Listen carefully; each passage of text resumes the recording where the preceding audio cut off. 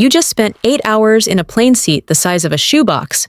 Your hips are locked up, your lower back aches, your legs feel like 2 pieces of driftwood, and the last thing you did that resembled exercise was hauling your carry-on into the overhead bin. And now, you are standing in a hotel room the size of a parking space, wondering how you are going to keep any of your fitness together over the next week. Here is the truth nobody tells you.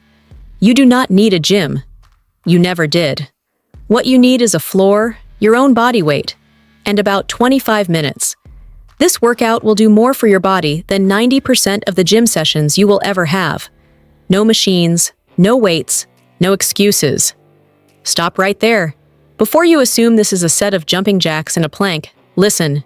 Research from the International Journal of Exercise Science confirmed that bodyweight training using gravity as resistance produces real cardiovascular and strength benefits.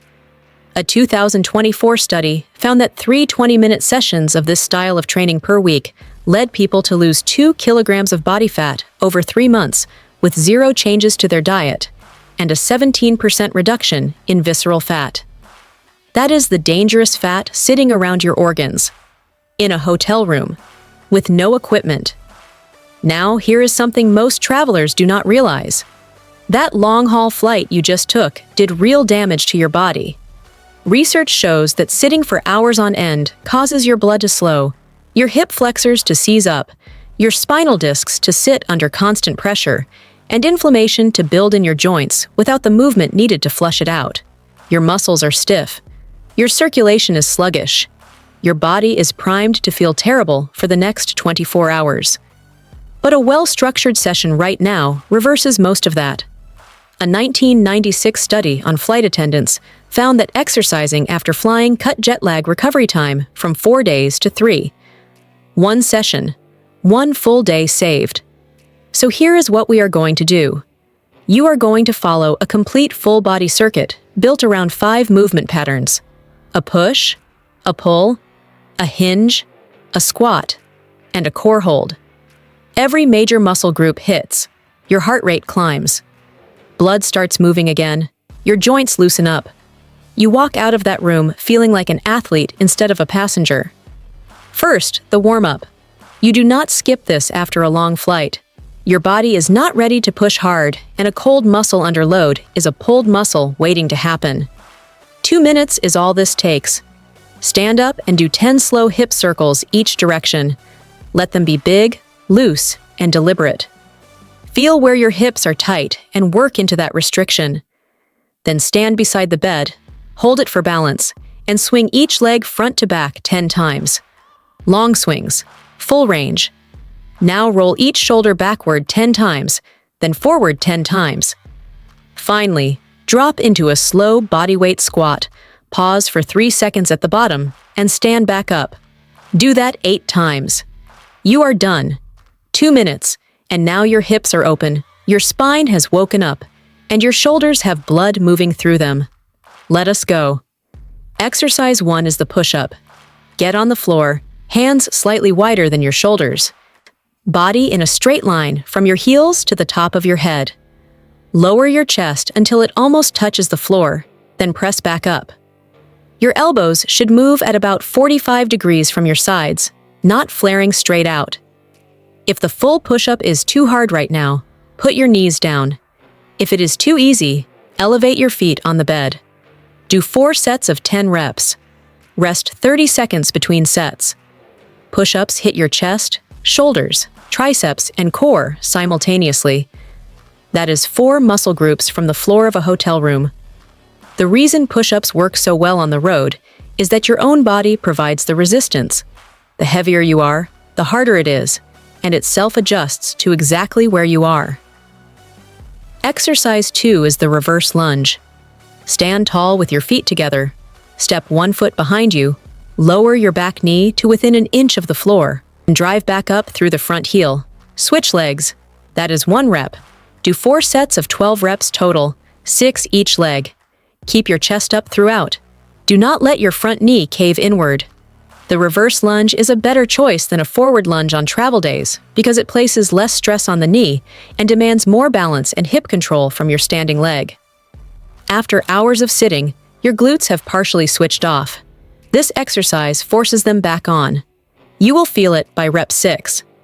Exercise 3 is the hip hinge. This is the most important movement after a long flight because it directly addresses what sitting destroys, which is your posterior chain. Stand with your feet shoulder-width apart. Push your hips back like you're trying to touch a wall behind you with them. Keep your back straight, your chest up, and feel the tension build in your hamstrings and glutes. Once you feel the pull in the back of your legs, drive your hips forward and squeeze your glutes hard at the top. That is 1 rep. Do 3 sets of 15 reps slow and controlled. No weight needed. The purpose here is not load. It is waking up every muscle from your glutes down to the backs of your knees that spent the last 8 hours being completely shut off inside a plane seat. Stop. Look at how much space you have used. You have barely moved 2 meters in any direction. You are in the exact same patch of floor in your hotel room, and you are already sweating. Exercise 4 is the inverted shoulder press. Find a wall. Place your hands on the floor shoulder-width apart. Walk your feet up the wall until your body forms an L shape. Oh, and press your head down toward the floor and back up. This is your pulling and pressing movement combined. If an inverted press against the wall feels too advanced right now, do a pike push-up instead. Get into a downward dog position with your hips high, then bend your elbows and lower the top of your head toward the floor. Press back up. 4 sets of 8 reps. This hits your shoulders, upper back, and triceps in a way no standard push-up variation can. Your upper back is probably screaming from hunching in that seat for hours. This undoes that damage directly. Exercise 5 is the single-leg glute bridge. Lie on your back with your knees bent and feet flat on the floor.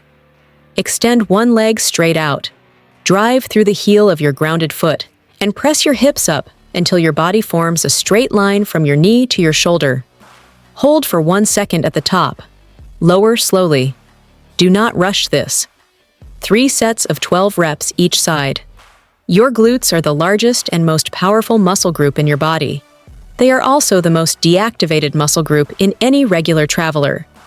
Flights, business dinners, conference chairs, all of it kills your glute function. This exercise fixes that specifically, and a strong posterior chain is what keeps your lower back out of pain for the rest of your trip. Exercise 6 is the plank. Get into a forearm plank position, elbows directly under your shoulders, body perfectly straight, core braced like someone is about to press on your stomach, and you want to not let it move. Hold for 40 seconds. Rest 20 seconds. Repeat 3 times. While you are in the plank, squeeze your glutes and press your heels back. Most people hold a plank with a completely slack lower half, which turns it into a shoulder exercise. When you lock your entire body from head to heel, it becomes a total body isometric that nobody walks away from without shaking. Now here is where this workout separates people who travel and maintain their fitness from people who travel and lose it. You are going to finish with a 2-round circuit. No rest between exercises. Rest 90 seconds between rounds. Round 1, 15 bodyweight squats, then immediately 10 push-ups, then immediately 20 alternating reverse lunges, then immediately 30 seconds of mountain climbers. Mountain climbers are done in a plank position, driving each knee to your chest as fast as you can in a running motion while keeping your hips level. Rest 90 seconds. Repeat. 2 rounds. That is it. Your heart rate will be high. You will be breathing hard. And that is the point. A 2016 study published in PLOS One found that brief but intense interval exercise improves heart health to the same extent as traditional endurance training, despite requiring 5 times less time and volume. You just got the cardiovascular benefit of a 45-minute moderate jog in the last 8 minutes of this circuit. Now the cool down. Do not skip this either. Sit on the floor, extend both legs in front of you, and reach toward your feet. Hold 30 seconds. Then bring one knee across your body and look in the opposite direction for a spinal twist. 30 seconds each side. Then lie on your back. Pull both knees to your chest and rock side to side slowly for a minute. Your spine just got compressed for hours on that plane. This releases the pressure. Total workout time, including warm-up and cool-down, 25 to 30 minutes. The entire thing happened in a space smaller than most bathrooms. Here is what changes when you do this every time you travel. You stop losing 2 weeks of progress every time you go on a trip. Your body does not forget how to move. Your muscles do not shrink. Your energy on arrival is better. Your sleep that night is better. And your performance in whatever meeting or activity brought you there is better. Research is clear that it takes roughly 3 weeks of complete inactivity before you start seeing real strength decline. One trip, even a long one, does not cost you your gains. But the mentality of, "I will get back on track when I get home," costs you weeks of momentum that takes months to rebuild. The travelers who stay in shape do not have secret hotel gyms. They do not pack resistance bands or portable pull-up bars. They do not spend an hour hunting for a local fitness center. They drop to the floor of their room, do the work in the space they have, and move on with their day. That is the whole system. You have the space. You have the time. You have the workout. Now go do it.